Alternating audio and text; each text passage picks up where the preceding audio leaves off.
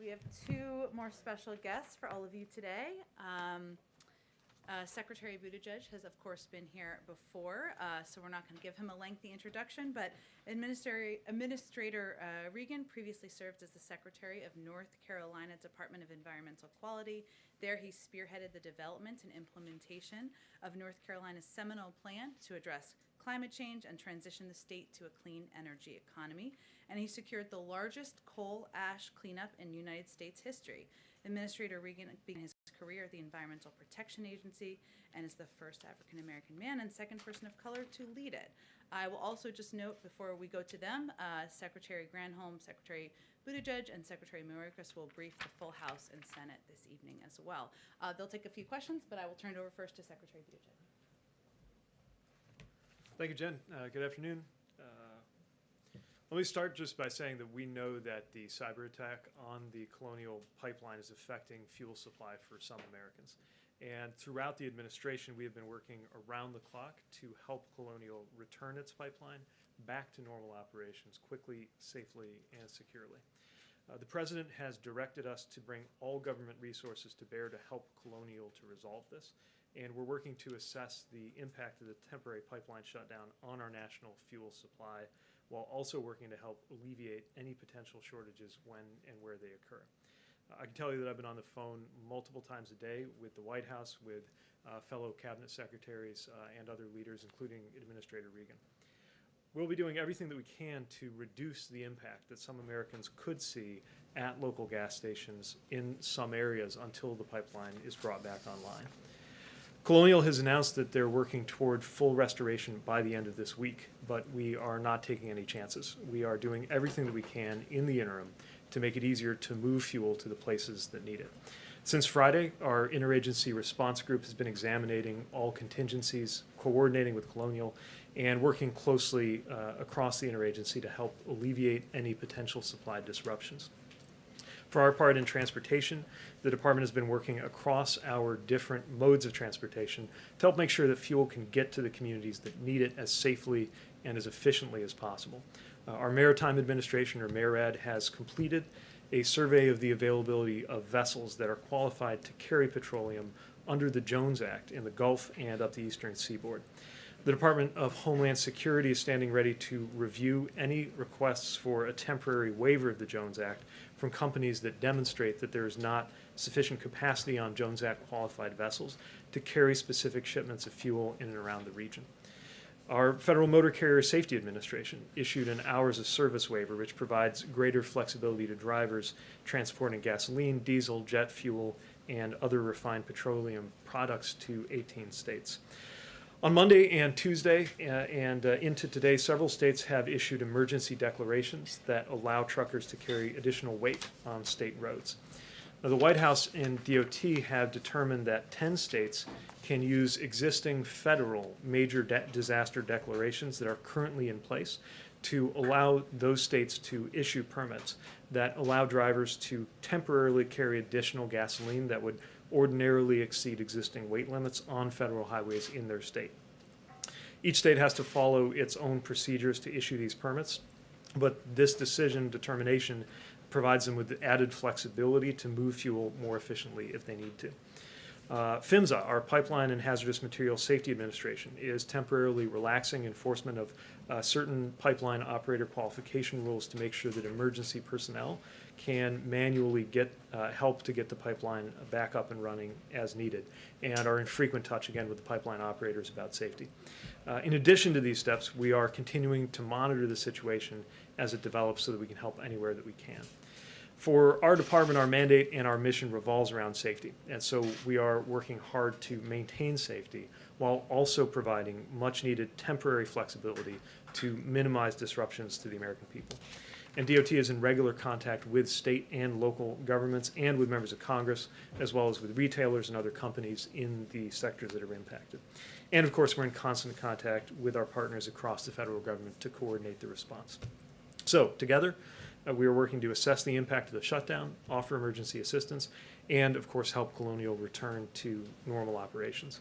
Our top priority right now is get the fuel to communities that need it, and we will continue doing everything that we can to meet that goal in the coming days, and we'll continue to keep everyone apprised. Importantly, this incident also reminds us that infrastructure is a national security issue. And the reality is that investing in world-class, modern, and resilient infrastructure has always been central to ensuring our country's economic security, our national security, and it was, as we were seeing right now, that includes cybersecurity. Thank you all, and I'll turn it over to Administrator Regan.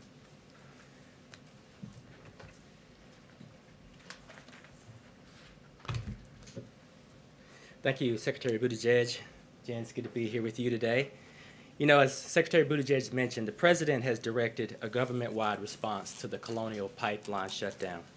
And at EPA, we're doing our part to mitigate the impacts that people and communities might be experiencing.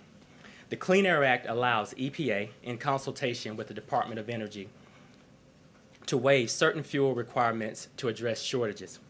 After careful evaluation, EPA and DOE concluded that extreme and unusual fuel supply circumstances exist and that granting short-term waivers is consistent with the public interest. EPA issued an initial waiver on Tuesday morning and later issued a second, more expansive waiver that covers 12 states and the District of Columbia. EPA waived certain gasoline requirements, specifically the requirement for low volatility conventional gasoline as well as reformulated gasoline. While the waiver alone will not resolve the supply situation, it will help alleviate supply shortages.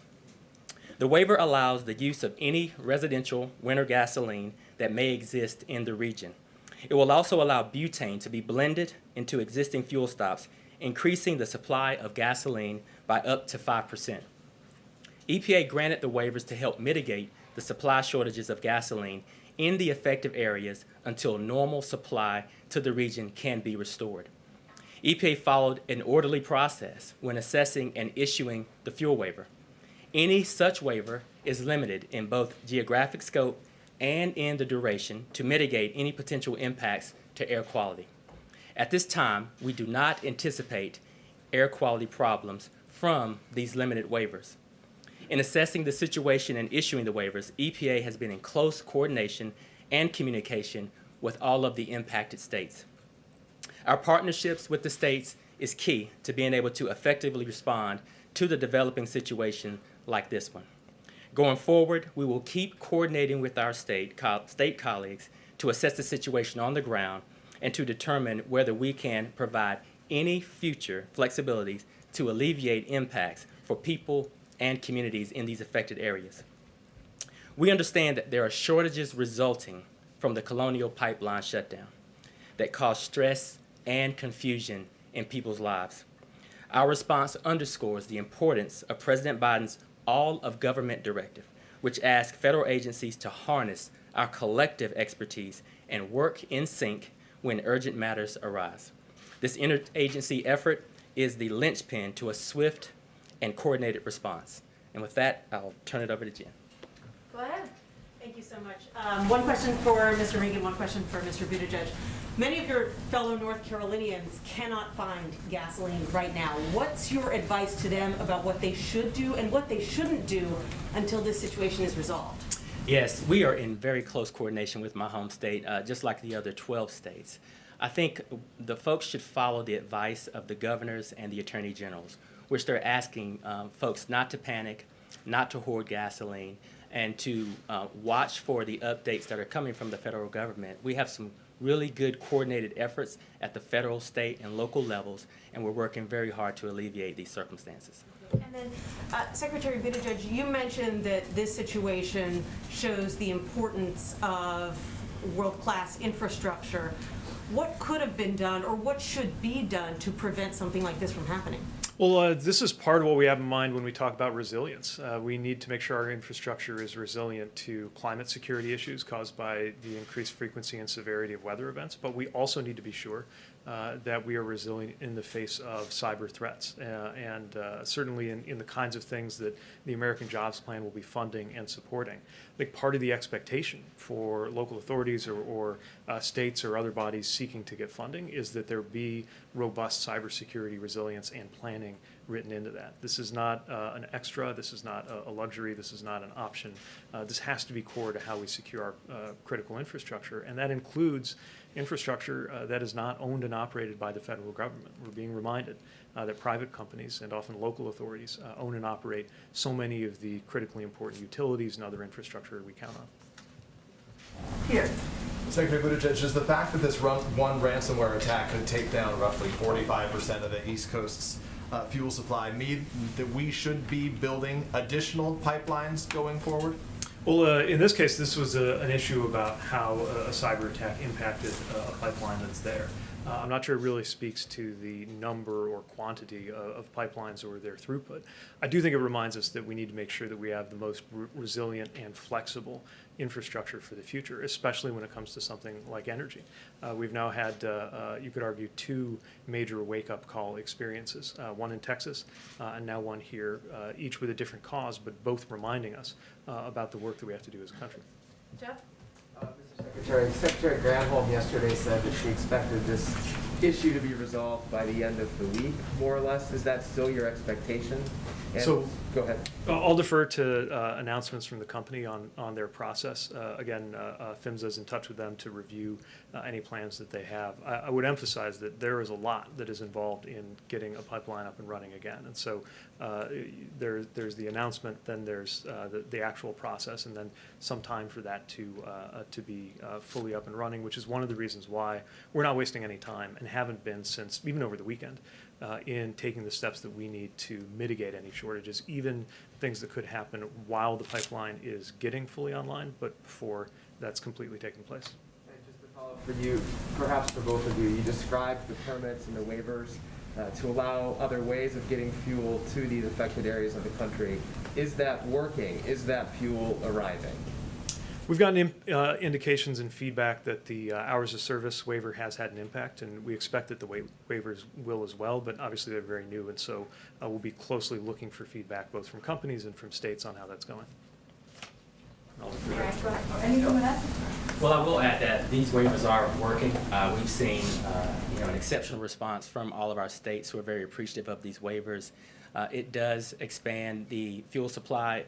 It allows for fuels to be moved around more freely in the region, and it does relieve some of that tension. And so we'll continue to work closely with our states and our partners to ensure that we are taking all of the actions that we can to alleviate some of these situations. Mary? Mr. Secretary, we now see gas above $3 a gallon for the first time in 7 years. Bottom line, what's your message to Americans who are worried about how this is going to impact their wallet? How long do you think this is going to last? And do you think prices are going to go up even further? Well, my message is that we understand these concerns, that we've seen that in a lot of the impacted geographies that this is a real issue, and that's one of the reasons why we've been working with every lever of government that's available, and not the federal government as an island, but interacting with states and with companies to address this. So, I can't speak to long-term energy markets. Obviously, this is a very specific and acute issue, but we recognize the concern that's out there, and that's why we haven't wasted any time to get into action, and it's why the President has directed us to be really thorough in examining all of our different authorities and all the different pieces of our respective agencies to be helpful. Jen? The administration has been saying that you're willing to consider Jones Act waivers. Have any requests been filed? And since the Maritime Administration has finished its survey, what's determined about how many Jones Act compliant ships are truly available right now, not under contract near the Gulf, et cetera, that help?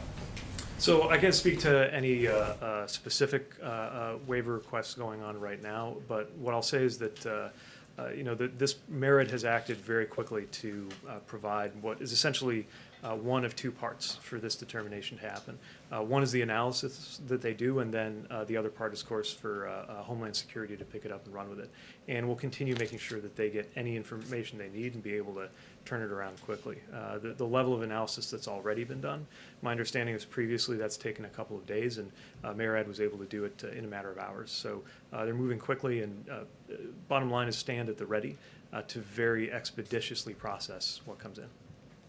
Are you confident that another attack on the pipeline can't happen imminently? Has the company told you anything about that, about steps they've taken in the short term on that? We can talk about this. I mean, they're speaking to their specific programs, but I will just say that we're probably not going to get into details about the company's own preparations. We've talked about the fact that this was a ransomware attack, that these threats have been out there for some time, and it's certainly a reminder to this company and others to continue to harden their cybersecurity. But we'll let them speak to their other preparations. Go ahead, Steve. Thank you, Secretary Buttigieg. This is Wednesday today. We're talking about potentially a weekend restoration, but things are getting really crazy out there. The Consumer Product Safety Commission is warning people not to fill up plastic bags with gasoline. 1 in 10 gas stations in DC is out of gas, and the figures are far higher in the South. Is the Biden administration having any preliminary discussions about potentially taking over the pipeline to restore the flow if the company is unable to do it themselves? So I've not heard anything along those lines. We are partnering with the company to make sure that on everything from the flexibilities we talked about to technical support and advice, that they're getting the help they need. And they have been able through line 4 and ancillary lines to move some product, although again, obviously waiting for determination on fully reopening.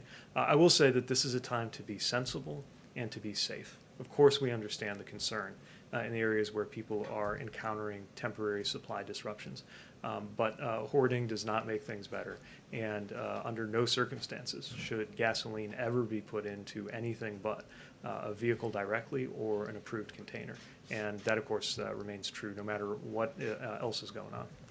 Thank you, Secretary. Unless you want to, well, let's do one more. Go ahead. Thank you. Based on what you know right now, do you anticipate having to extend the duration or expand the scope of the fuel waivers further? Well, we're in very close coordination with each individual state. They all have different needs. We'll continue to assess that, and we do have the authority, if needed, to extend or issue a new waiver beyond the 20 days that we have already issued. Are there any travel announcements for either of you, or either of you going to any particular region to address these in person that you're able to update us on, or none at this time? No, I don't have any travel announcements at this time. No news for you now. Okay, thank you. Thank you both. Thank you so much for joining us. Appreciate it. Thank you, sir. Thank you. Okay. All right, I have another kind of hard out here at 1 o'clock. Sorry, lots going on, but we will get to as many questions as we can. I do have a couple of additional details of outreach from the White House to governors I just wanted to convey to all of you. Our White House Director of Intergovernmental Affairs, Julie Rodriguez, has been in contact with a range of state and local leaders to discuss the administration's response, obviously, as have officials from a range of agencies. In separate calls with chiefs of staff from Governor Hogan of Maryland, Governor Northam of Virginia, Governor Wolf of Pennsylvania, Washington, D.C. Mayor Bowser, and Nashville, Tennessee Mayor Cooper, Julie had productive conversations outlining the actions we have taken to address the supply challenges, including, of course, EPA's waivers expanding gasoline supply. In each of these conversations, she welcomed feedback, encouraged close coordination. I would also convey to you that Secretary Granholm, who was here just yesterday, also hosted a conference call yesterday with the governors of the 14 states impacted by the Colonial pipeline as a part of our ongoing effort to remain closely engaged with state and local leaders. I also wanted to provide an update on the Restaurant Revitalization Fund.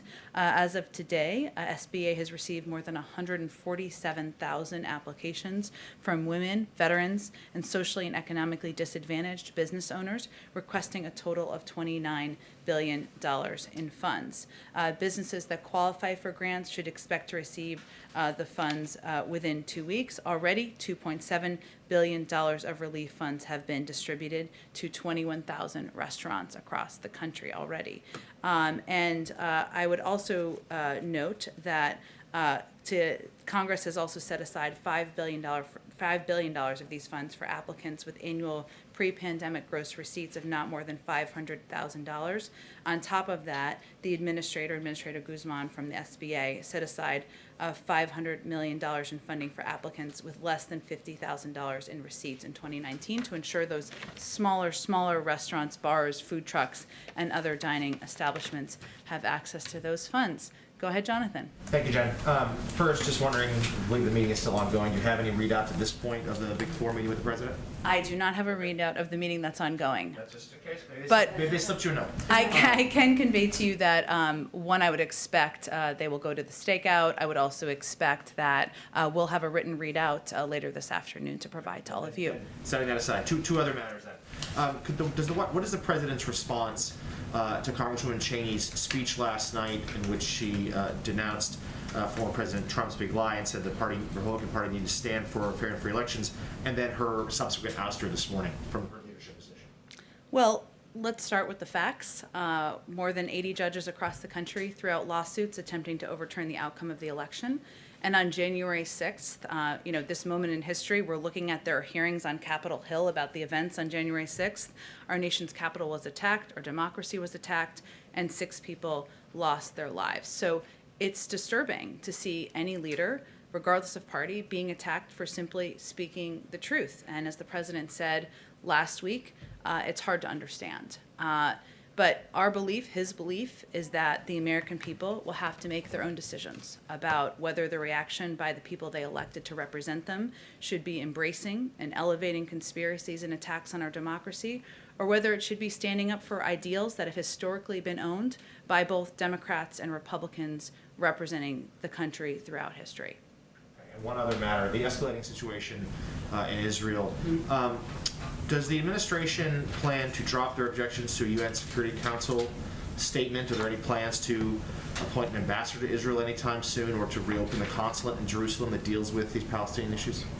Well, first let me give you a bit of an update on our outreach. And some of that we haven't read out to all of you because a lot of it has been happening privately. There's been a lot of activity and engagement around these developments over the last few days. Just since this weekend, we've had more than 25 high-level calls and meetings by senior U.S. officials with senior officials from Israel, the Palestinian Authority, and Arab partners and other stakeholders, including the Qataris, the Tunisians, the Jordanians, the Egyptians, who, as you all know, have an important role to play in the region as we work to move toward de-escalation.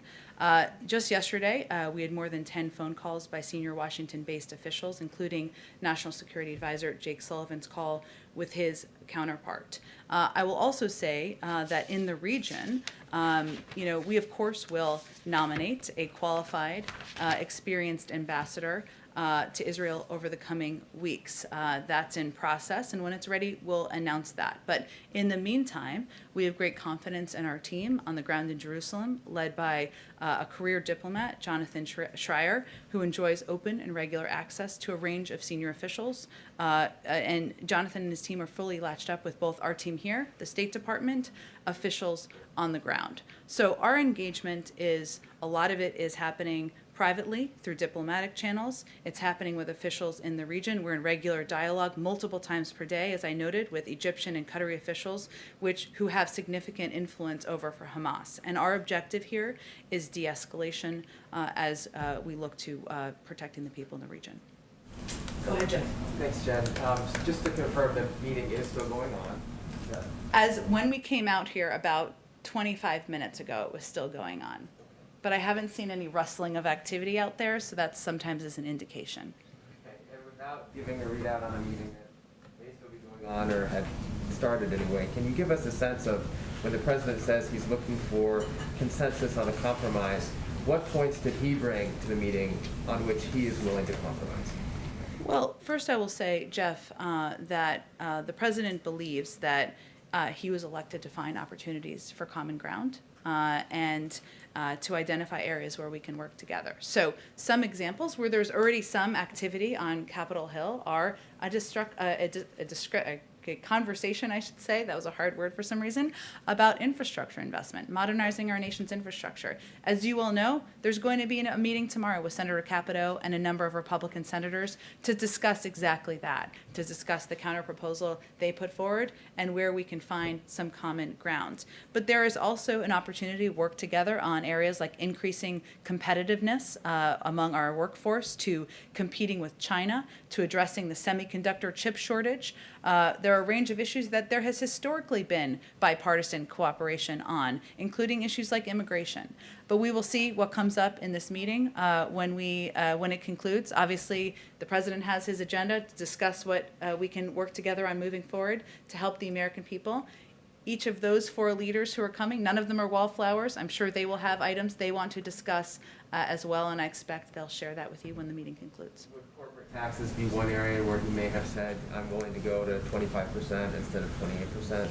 Well, he's conveyed that certainly publicly, and I wouldn't see this as a negotiation to come to a conclusion about the American Jobs Plan and how it will be paid for. But he's expressed an openness to a range of proposals, and his bottom line is that inaction is unacceptable and that he is not going to raise taxes on the American people who are making less than $400,000 a year. But he's open to a range of proposals. Go ahead. We heard Secretary Buttigieg just mention the desire to include more funding for cybersecurity in the American Jobs Plan. Why wasn't that included in the president's initial plan? And is it a must-do for you now? Well, I think what what the secretary was talking about is how the grant funding is determined and what will be required for that grant funding. And that's part of the process, as you know, as these negotiations and conversations are happening with Capitol Hill. So, I think at this point it will include, as the discussions continue, tying specific grants to recipients' implementation of cybersecurity goals, using tax credits to finance needed cybersecurity improvements. But I think it's clear that cybersecurity, ensuring private sector companies are hardening their cybersecurity, ensuring it's an across-the-government effort, is a priority to the president, and this will be linked now to our proposal for how specific grants should be distributed. And we have seen a bit of a shift in tone out of the White House in the last 24 hours. Yesterday, we were told there aren't supply shortages, it's a supply crunch, it will be short-lived. Now you all are describing it as supply shortages.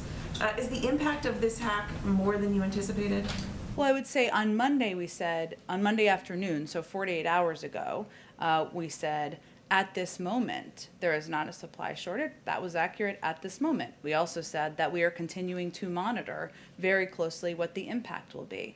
And one of the reasons that we acted as quickly as we did, convening interagency calls through the weekend, determining what levers could be used very quickly and rapidly according to historic standards to help put in place contingency plans to ensure we reduce the impact on the American people, is because we had to anticipate there could be a range of impacts. We could not predict when the company would be able to come back online. They obviously need to make those determinations themselves. So our role is not to determine that on their behalf. It's to make preparations to help reduce the impact on the American public. And this obviously raises concerns not just about future attacks on pipelines, but other aspects of the electric grid, water systems, the like. Can Americans trust that the government can prevent future attacks going forward? Well, I would first note this is an attack on a private sector company.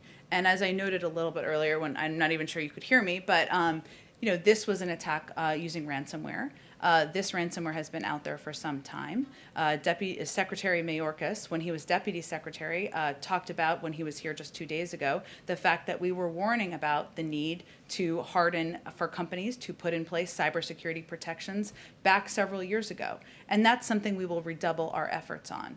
At the same time, we have, since this president took office, we have also redoubled our efforts on public-private sector partnerships and efforts to work together on not just best practices, but ensuring we are protecting exactly the systems that the American people rely on. As you noted, some of those are federal entities, some of them are private sector entities, but that has been our objective from the very beginning, and this is a reminder of how important that is. So what kind of steps can you take to try and encourage private companies, private entities? Are there tighter restrictions you can put on their cybersecurity to ensure that these kinds of attacks don't happen going forward?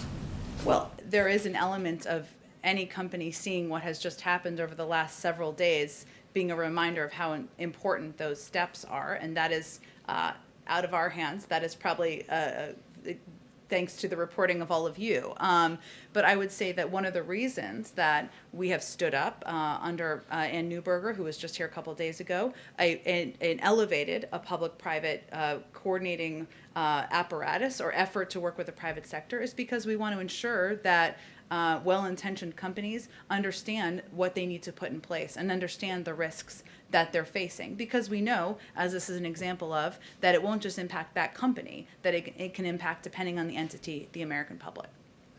Go ahead. How can the president work with Kevin McCarthy, who's poised to anoint to a position of leadership at the Republican conference someone who does not believe in the legitimacy of the last election?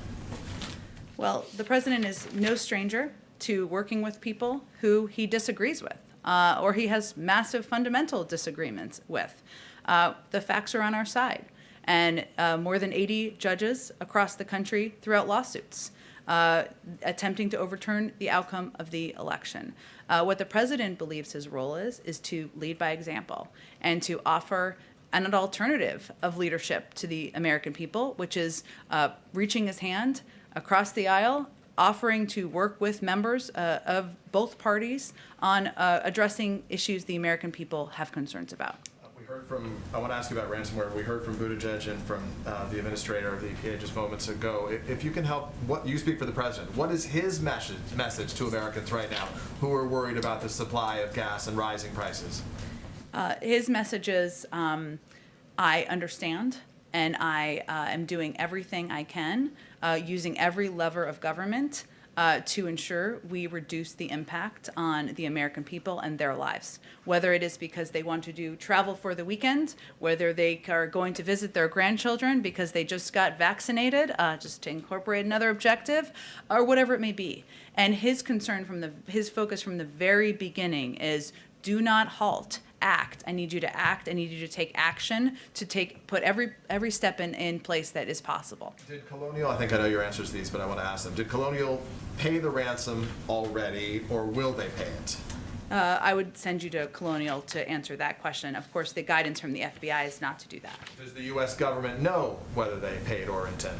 I just don't have anything more for you on that. Do you believe that the public and the government have a right to know when a major national security asset, like in this case, pays or would pay a ransom to the Russians? Well, first of all, Peter, we have not made an official attribution aside from the individual. To whomever. Okay, but that's an important point. Just for clarification, official attribution, I will say that there is advice and guidance we give from the federal government because we know this incentivizes additional attacks. That is guidance that's given from the FBI. But this is a private sector company, and I would refer you to them for any questions about what they have or have not paid. Thank you, Jen. Go ahead. Thanks, Jen. Going back to the topic that Peter first touched on, Yeah. how does this president approach negotiating with someone who says that 100% of his focus is on stopping this administration?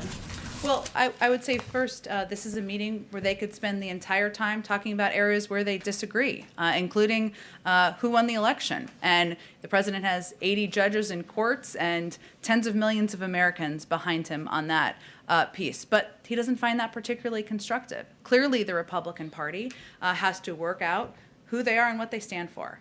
But this is not a meeting that's focused on that. So the president has a long history of working with people where he has strong disagreements, and his objective and his focus and his time today, nothing more valuable than the president's time, is going to be finding common ground, and that's how he'll approach it. More broadly, how would you say that this administration approaches the art of compromise differently than, say, the Obama administration did? What did you learn from those 8 years? Well, first I would say that the vice president, and the president was the vice president at the time. He was not an outside actor, right? And he worked in close partnership with then President Obama to get a lot of work done for the American people, from the Affordable Care Act to the American Rescue Plan to moving forward an agenda in what we felt was the right direction. In terms of lessons learned from that period of time, I think that anyone who spent 8 years as vice president would probably look back and think, what would I have done differently at the time? I'll let him to speak to that more specifically. Go ahead. Okay. Just looking ahead to tomorrow's meeting, what do you expect to gain out of that meeting? We talked to, I believe, all of the offices for the Republican senators who were involved, and one of them said, if the White House isn't prepared to come down on its overall number or change the funding structure, then this is all pointless. What's your response to that? The president's been clear, as have I, speaking on his behalf, that he's open to compromise. And his only line in the sand is around inaction.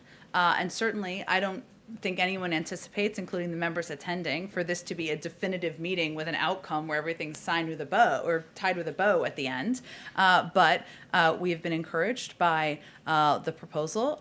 We expect this to be a good faith discussion, and the president's certainly approaching it through that prism. Go ahead, Karen. Thanks, Jen. Yesterday we heard from Senate Republicans, including Susan Collins, who said that the public's no longer looking to the CDC for guidance because the CDC is moving too slowly. We saw Georgia move ahead on the vaccinations for as young as 12 years old without waiting for the CDC. Is the White House concerned that the public is tuning out the top health experts? Well, I think you referred to two people who are obviously in public life, but I'm not sure that's a reflection of the totality of the American public.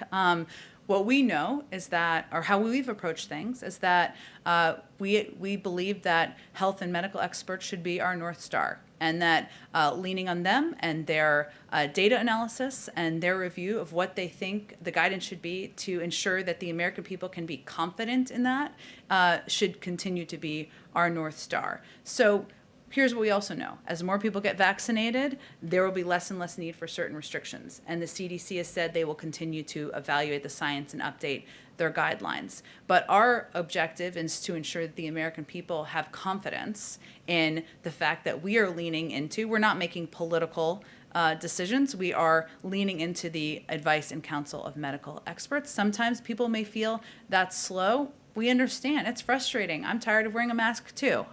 We understand how the American people are feeling, but we feel it's important to still maintain that commitment. Go ahead. Has the White House conveyed the message to the CDC that it should be moving quicker to loosen restrictions? Does that come from the White House? No, we have conveyed that we will continue to abide by the health and medical advice of our health and medical experts, many of whom are working at the CDC, and we look forward to, as more people are vaccinated, them continuing to update their guidelines for the public. Quick one on infrastructure. You had said earlier that you wouldn't see this as a negotiation to come to a conclusion about the jobs plan and how it will be paid for. Knowing you can't give a readout of the meeting that's perhaps still going, what did the president want to leave the room achieving today? Like, was there one thing tangible that he wanted to walk away from this conversation saying, we hit this point, we move this forward? I think the president wanted to convey that the world is not waiting for us to work together here as Democrats and Republicans to increase our own competitiveness, to invest in the American workforce, and they're not waiting for the resolution of a leadership fight.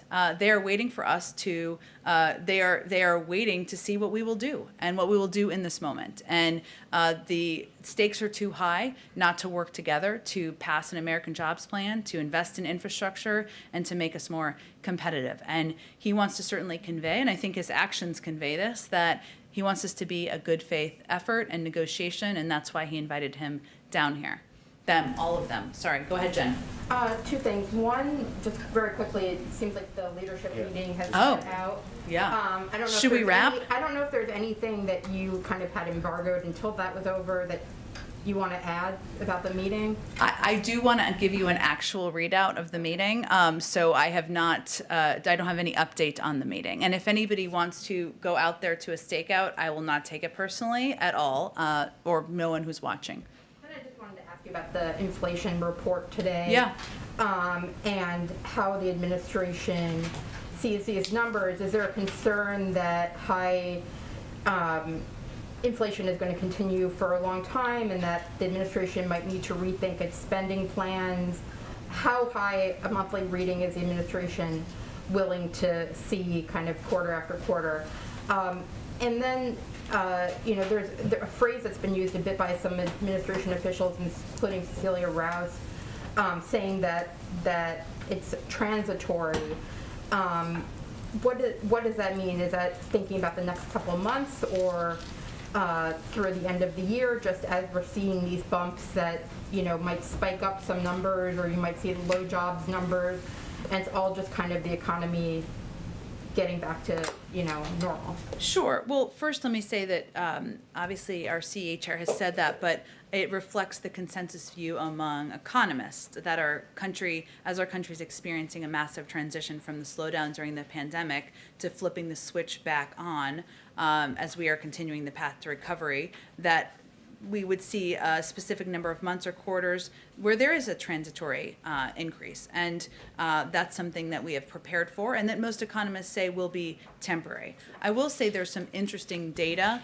It will be interesting to us, I think, hopefully to others. But, for example, that as we looked at this data, so airfares increased by 10%, but are still almost 20% below pre-pandemic price levels. Hotels also saw a price increase, but remain below pre-pandemic price levels. So Americans are feeling more comfortable traveling again. That's a good sign. And a lot of these price increases are still below what they were prior to the pandemic. We're also seeing in the data that some of the price increases impact a reflection of the supply chain pressures. So if you look at used motor vehicle prices, that accounted for more than a third of the increase, and that it was an impact in large part because there are fewer new cars, and as a result, there are more. And that is an impact of the semiconductor chip shortage, right? So there's a couple of data points that are specific to this moment, and we knew just as the economy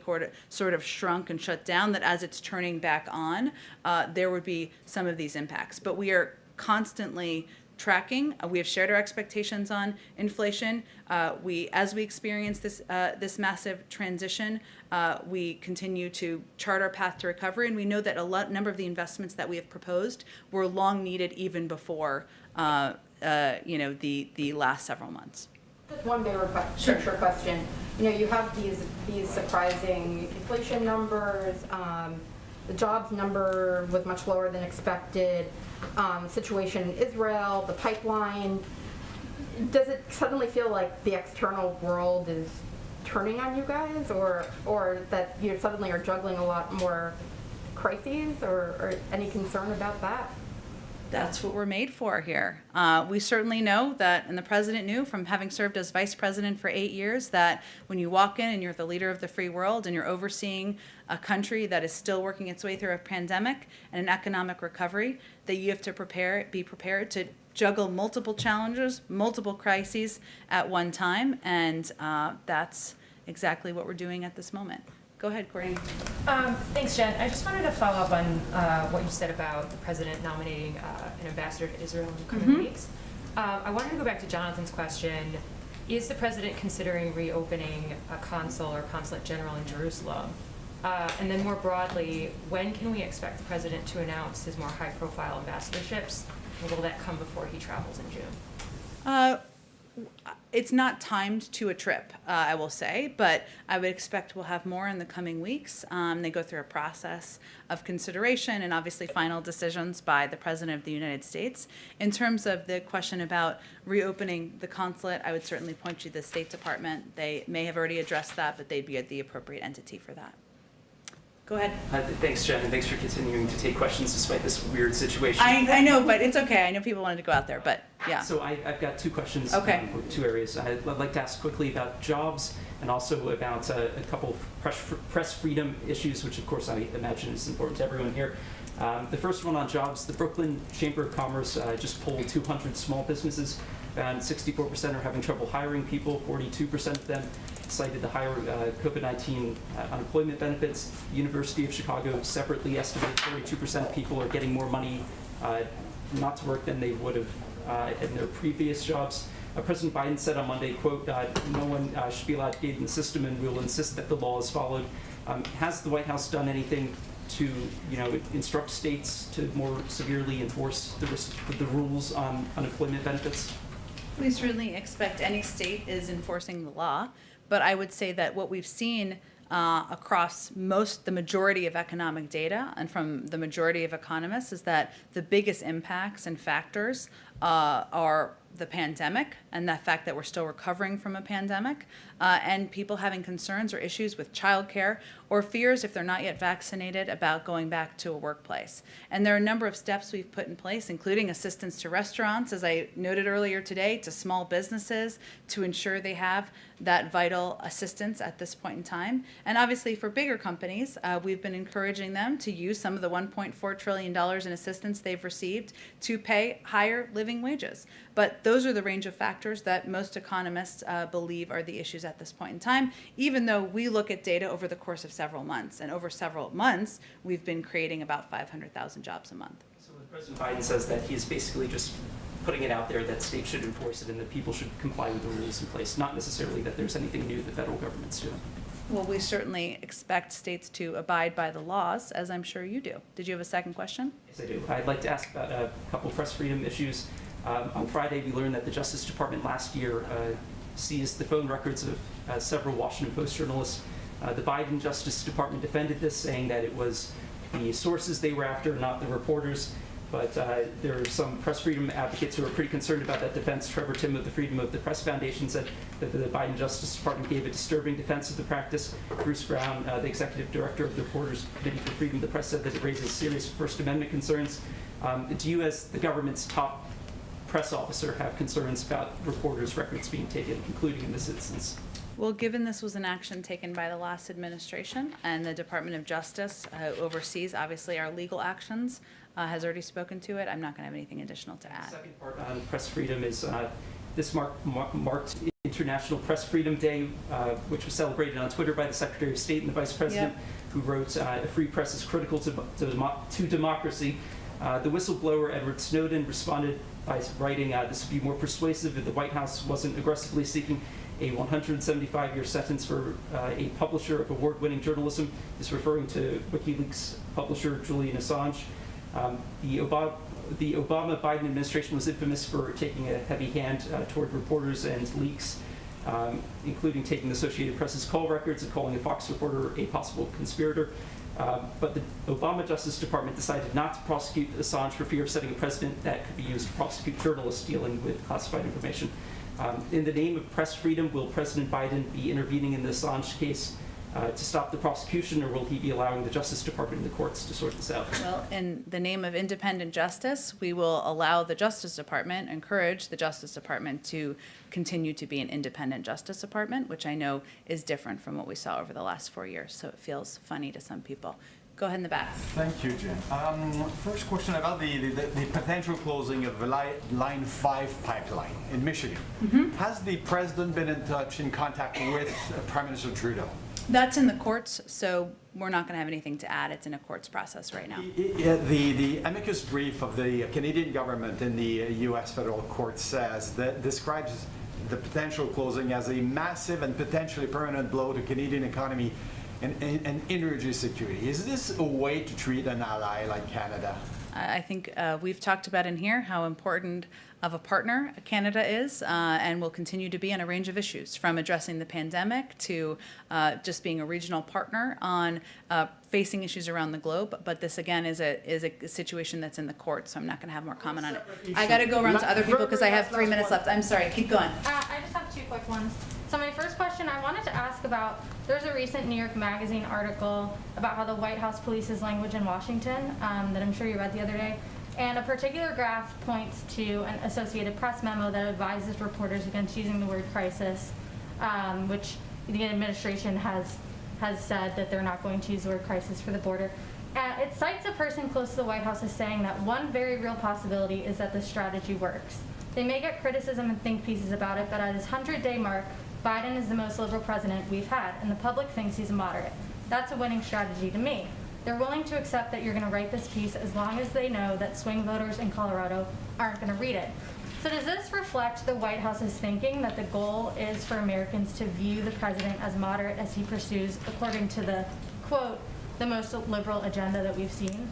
There was a lot packed into that question. Must have taken some time to write. I will say that our goal is to implement solutions as it relates to the challenges at the border, and not to be caught up in semantics of what we call it. Because at the end of the day, what we've seen is a massive reduction in the number of children who are being detained in Border Patrol facilities, thanks to the actions of this administration.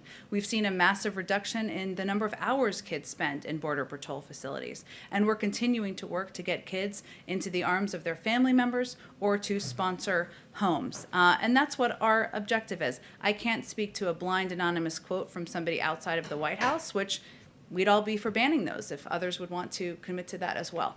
Go ahead. Go ahead. Sure, thank you. What contingency plans are in place if Congress can't come to a quick agreement on increasing the debt ceiling? Since Secretary Yellen suggested that Treasury might exhaust the so-called extraordinary measures sooner than some analysts have estimated. Well, let me just first say that we fully expect Congress to act in a timely manner to raise or suspend the debt ceiling, as they did 3 times on a broad bipartisan basis during the last administration. And as you know from covering it, raising or suspending the debt ceiling does not authorize new spending.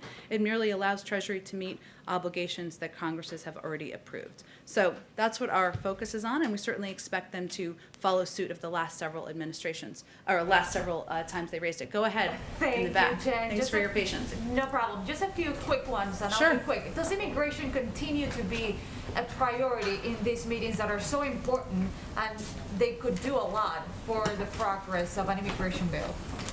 Well, again, it's hard for me. They may have read some of it out to read out a meeting that was still going on when I came out here, but the president remains committed to that immigration continues to be a top priority for the president. That's why he proposed a bill on day one. That's why he communicated in his joint session speech that we should look for ways to find common ground, find agreement on what pieces we can move forward. And he certainly believes, even as we've made progress at the border, that in order to address this over the long term, we need to put in place long-term solutions. So he will continue to absolutely advocate for it. But I don't know if it was a topic in the meeting yet. The rancher the couple who found the 5 young girls that were rescued a few days ago, said to the president in an interview that he did, "We want you to come to the border. This is not humane anymore." What do you have to say about that? I will say first that that was a heartbreaking situation, and we're thankful for the work of CBP to ensure those minors' safety.